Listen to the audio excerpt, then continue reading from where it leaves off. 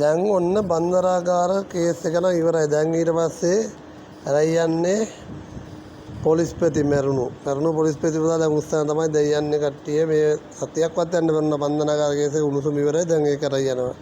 ඕකයි අපේ ලංකාවට වෙලා තියෙන්නේ. හැබැයි ඉතින් බන්දනාගාර කේස් එක නම් ඉතින් මේ අපි හිතුවට වඩා ගොඩාක් වෙනස් ආකාරයෙන් සිද්ධ වෙලා තියෙන්නේ. ඔයාලවත් දන්නවද මේ මොන බන්දනාගාර අලුත් බලකායක් හදපේ කාගේ අවසරයකද කවුද හැදුවේ බලකාය? අර ඉස්සර කහ බලලු කළු බලලු කියපු විදිහේ බලකායක් දන්නේ නැහැ හදලා තියෙන්නේ. මාර වැඩේ බලකාය ඉතින් කී දෙනෙක් ඇතුළට ගිහලා තින්නේ. ඒ කට්ටිය ගියේ කෑමක් දෙන්නද කෑම දෙන්නද ගියේ. දේ කෑම එක දෙන්න ගිය කියලා කියන්නේ. ඒතර කෑමක් තමයි දෙන්න කියලා තින්නේ. ඒ තුවක් එහෙම ඔක්කොම මේ කට්ටියගේ ඉන්නේ. ඒ කට්ටියගේ තුවක් ඔක්කොම මේ කට්ටියගේ අරන් ගිහලා තියෙනවා. ඒකට තමයි ඔය පැය 18කට කිට්ටු වෙන්න.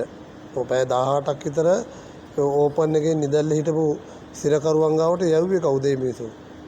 මොකක්ද ඒකට තියෙන ප්ලෑන් එක? පළවෙනි අදියර කියන්නේ. මම එහෙනම් එදා රෑවොක් කඩලා තිබ්බනම් බන්දනාගාරේ ඔය පළවෙනි ගේට්ටුව දෙවෙනි ගේට්ටුව කඩලා ඔය ලී ගේට්ටුව විතරක් ඉතුරුලා තිබ්බනම් ලෑලි ගේට්ටුව ඕකට ගිනිතලා හරි මේ මිනිස්සු එළියට එන්න උම නැතුව එළියට එනවා. එළියට එන්න උම නැතුව එළියට එනවා. ඒ ආවේ නැත්තේ මොකද? ඒවා කඩලා තියෙන මේ කට්ටිය අරගෙන ගියපු කට්ටිය දැන් අර බොඩිස් එළියට දෙනකොටනේ ගහනකොටනේ ගැහුවේ. අර කවර එහෙම දෙදි තමයි පොළු වලින් ගැහුවා දැක්කද? ඒ වගේනේ වෙලා තියෙන්නේ. මේක ඇත්ත නැත්ත කොහොමද කියලා හොයද්ද නැහැ. හැබැයි ඉතින් වගකීම් යුතු ගියාද ඊට ඉස්සරින් දවසේ රෑ? වගකීම් බාර ගන්න වගේ මිනිස්සු වගකීම් යුතු නිලධාරි ගියාද? කියලා සාකච්ඡාවක් කරාද? ඊළඟ මෙහෙම මොකද්ද කරන්න කියලා සාකච්ඡා වුණාද? කී දෙනෙක් ඔය පිටින් ගෙනාපු නිලධාරි ගියාද අතුරට? ඒකයි ප්‍රශ්නේ තියෙන උතන. බලන්න ඔය කට්ටිය කියන්නේ මොකද්ද ඒකේ? බලන කට්ටිය බලන්න මොකද්ද කියන්න පුළුවන් කියලා. මට නම් හිතෙන්නේ එහෙමයි.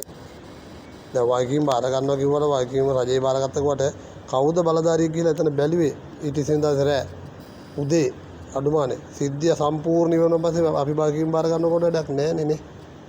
ඒකනේ කැලල්ලක් විතරයි ඉතුරු වෙන හැම දෙයකින්ම ආණ්ඩුවට. නැත්තර ඉස්සර වගේ දැන් ඔය නීතියක් තියෙනවා මම හිතන්නේ හමුදාවක් හදන්න බෑනේ පොලිසියක් හදන්න බෑ එහෙම. හදනවනම් මේ නීතිය අනුකූලව හදන්න ඕන. කොහොමද හැදුවේ නීතිය එක මං අහන්නේ මට තේරෙන්නේ නැහැ ඒක. කොහොමද හැදුවේ නීතිය? එක්කෝ වෙනම පොලිසියක් හැදුවද? ඒක කැබිනට් එකේ අනුමත කරද? පාර්ලිමේන්තුව අනුමත කරද? නැත්නම් මේ ජනාධිපතිතුමාට හැදුවද? නැත්නම් ආරක්ෂක කැමතිට ඕන විදිහට හැදුවද?